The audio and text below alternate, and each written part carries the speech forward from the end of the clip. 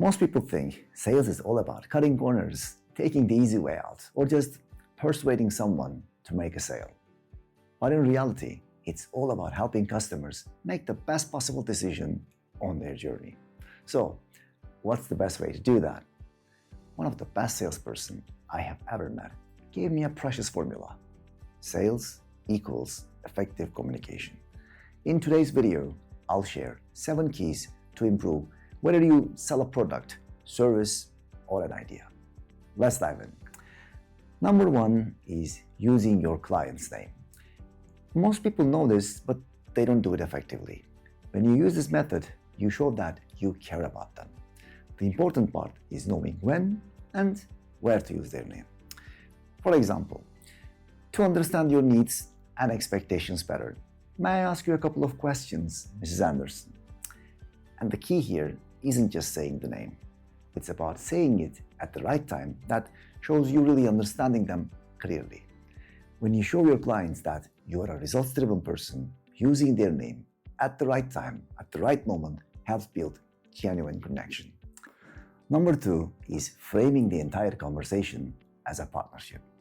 Usually, a sales is framed as, I do this and you get this, which positions the client on the opposite side of the conversation. But the best strategy is to use we and us language. For instance, how can we shape this process together? Or let's find a way that will benefit you the most.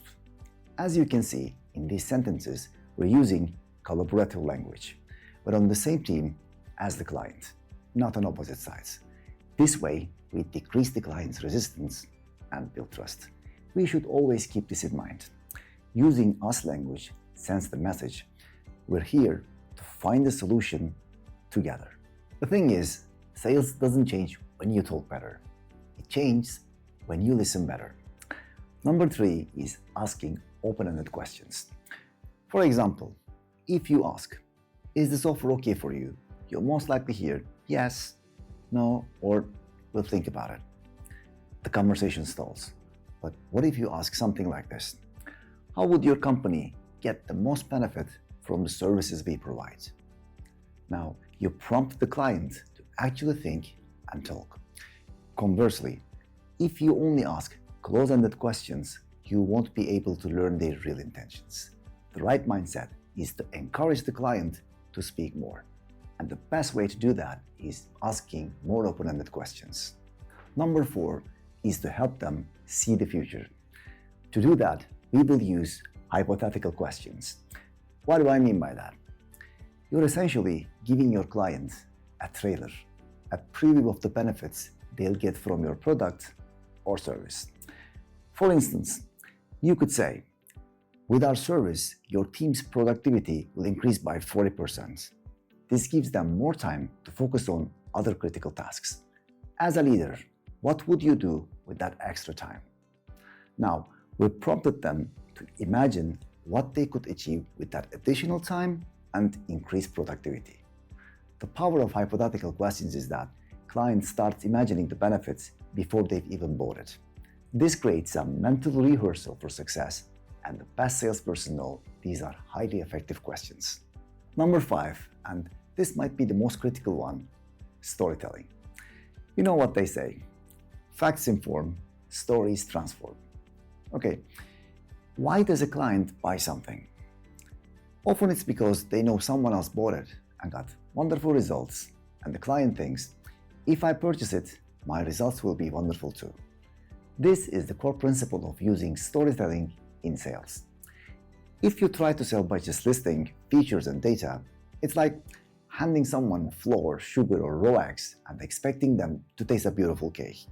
You've given them the ingredients, but you haven't let them experience the results. As stories, how do you bake the cake for them? You could say, we had another client with similar expectations to yours. They were losing customers because they weren't tracking customer satisfaction. After they started working with us, their team's data collection improved 4-fold in just 2 months. This led to a 35% increase in their sales numbers. We believe we can achieve similar results with you as well. The critic formula is, first, talk about the problem.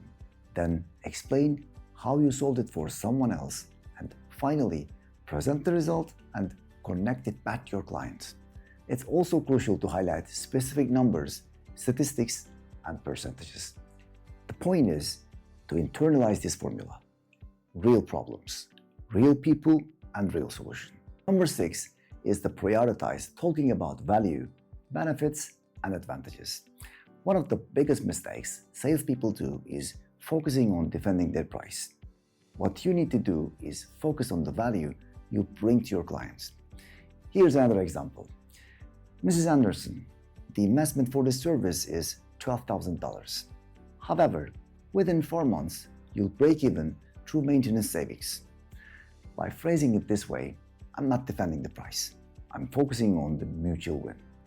The goal is to focus on the client's value, time, and expectations. If I can show them that my service will save their team 10 hours a day, the conversation shifts from price to possibility. Number 7, the power of the pause. You can use strategic silence. After you state the price or ask a tough question, the most powerful thing you can do is pause. Most people rush to fill the silence, which weakens their position.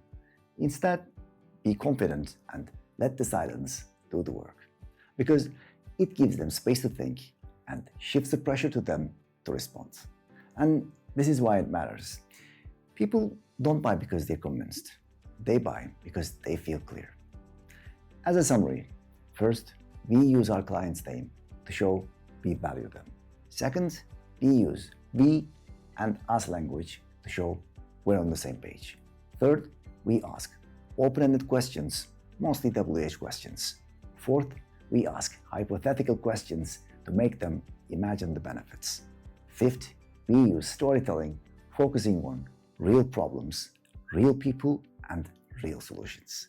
Sixth, we prioritize talking about value, benefits, and advantages. Seventh, we pause and don't rush to respond. Use these 7 steps in your next conversation.